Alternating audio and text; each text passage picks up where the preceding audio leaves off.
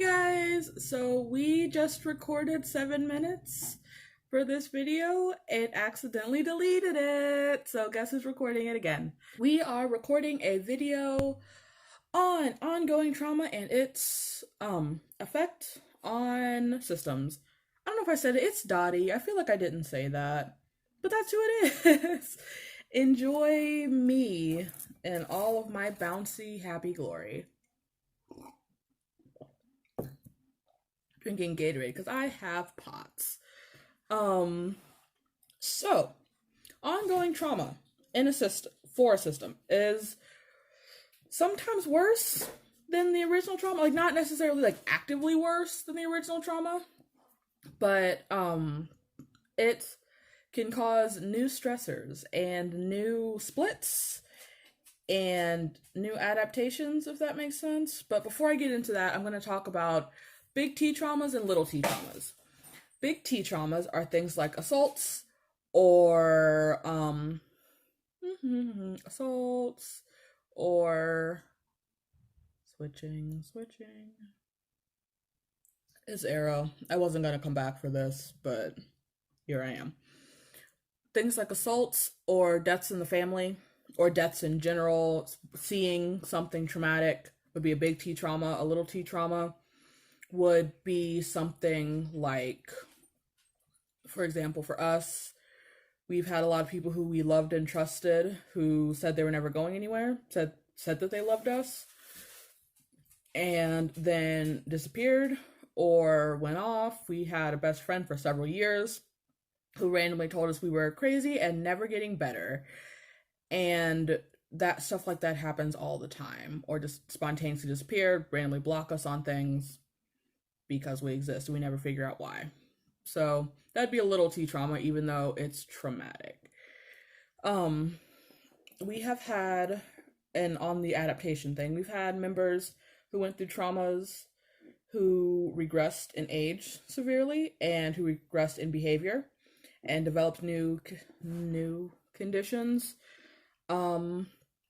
We had one of our former hosts, who is now a very non-frequent fronter, though she is still around, she's very much around, Patch, Midas's wife.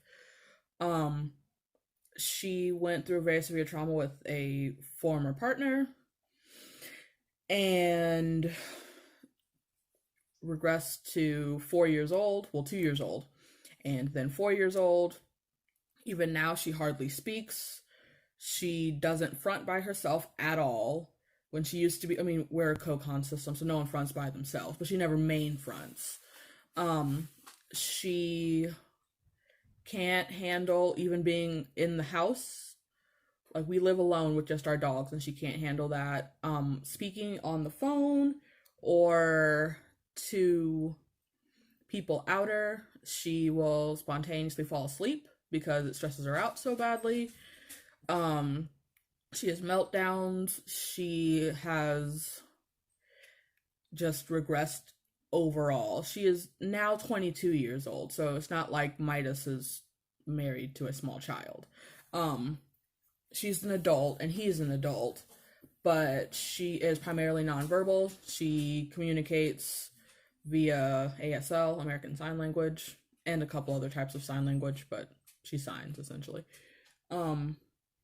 So she is, and that is not uncommon for our system, for people to adapt in different ways. We've recently gone through a new trauma, big T trauma, not little T trauma. My husband, who is one of our primary protectors, he is also one of our happy pill members, which means he is here to keep the system happy, keep us from getting too terribly depressed, and just overall cheer people up. He has gone back to more of his primal stage. He is very protective, very animalistic. He's a Wendigo, so I'm not like being rude and calling him primal. He's literally like a primal being. He is not as happy and bouncy as he usually is because he is constantly on guard.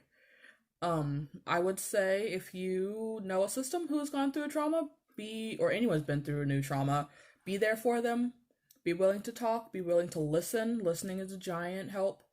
Be understanding. Don't rush the progress, and they might try to rush the progress, but like don't let them. Let them know that it's okay to be hurt. It's okay to be scared. It's okay to feel bad. Just take your time and be there for them is really the biggest thing I can say. Thank you for watching our video.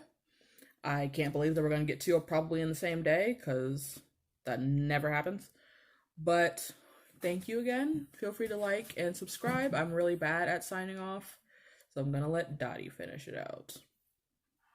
Bye, guys. Love you all.